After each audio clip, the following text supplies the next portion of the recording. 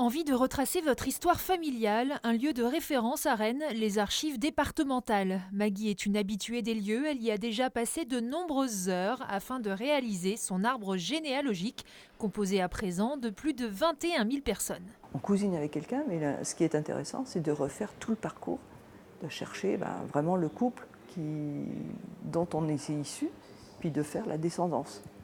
Donc après, c'est vrai que là, on se retrouve avec avec beaucoup de personnes dans son arbre, ça c'est sûr, mais c'est tous les petits à côté qui sont intéressants. À tel point qu'elle a réalisé un livret retraçant les correspondances de ses grands-parents pendant la Seconde Guerre mondiale. Mon grand-père a été éloigné de 1915 à 1918. Donc il s'écrivait, et donc j'ai refait son parcours lors de la Grande Guerre.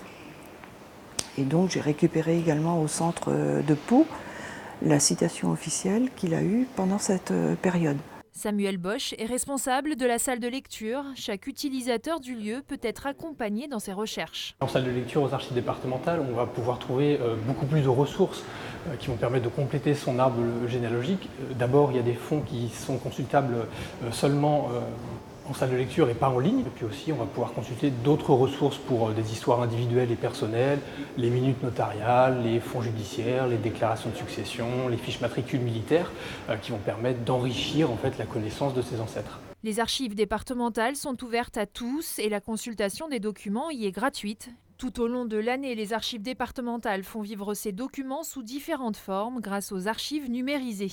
L'intérêt des archives numérisées, c'est que nous avons un public beaucoup plus large que le public habituel des archives, qui est plutôt constitué d'historiens ou de gens qui viennent chercher des documents pour prouver leurs droits. Ici, on s'adresse à un grand public qui va trouver l'intérêt pour l'histoire locale, l'histoire de sa famille. Et nous allons décliner d'ailleurs ces formes-là sous forme d'expositions virtuelles, sous forme d'applications mobiles qui vont là aussi permettre de faire connaître les archives et l'histoire de l'Ille-et-Vilaine.